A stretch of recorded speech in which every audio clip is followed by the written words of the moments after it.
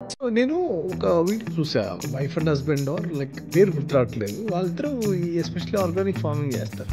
వాళ్ళు పండించిన పొలంలో వాళ్ళు ఎడ్యుకేట్ చేస్తారు ఇన్‌స్టాగ్రామ్‌లో. ఎట్లా చేయాలి ఎట్లా చేయాలి నేను చూసాను వాళ్ళని. నాకు కదా? పేరు ఐడియా లేదు. సురేష్ అనుకుంటా తన పేరు. అనుకుంటా. నేను వాళ్ళకి మెసేజ్ చేశాను. ఎవరన్నా అంటే వాళ్ళని పిలిచి పాడ్‌కాస్ట్‌లో చెప్దాం వాళ్ళకి. నా ఇంటెన్షన్ కూడా ఏంటంటే ఎంతమందికి నేను రీచ్ చేయాలి. తెలిసిన వాళ్ళు ఆటోమేటిక్‌గా సినిమా సెలబ్రిటీస్ తెలుస్తారు. ఇలాంటి సెలబ్రిటీస్ తెలియాలి అనేది నాకు అనిపించింది.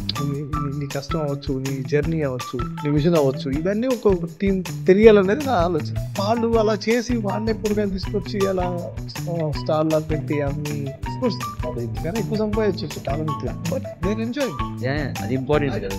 బాగా నచ్చిందంటే ఈరోజు ఎంజాయ్ చేయాలి ఫార్మింగ్. కష్టం అనుకోకూడదు. రెండు రైతుకి అప్పు ఉండదు.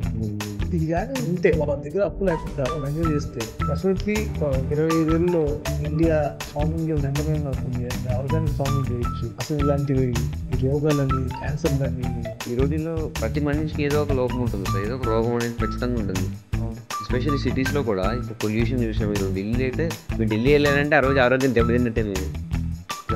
ఇది ఎంత పొల్యూటెడ్లో మనం బతుకుతున్నాం.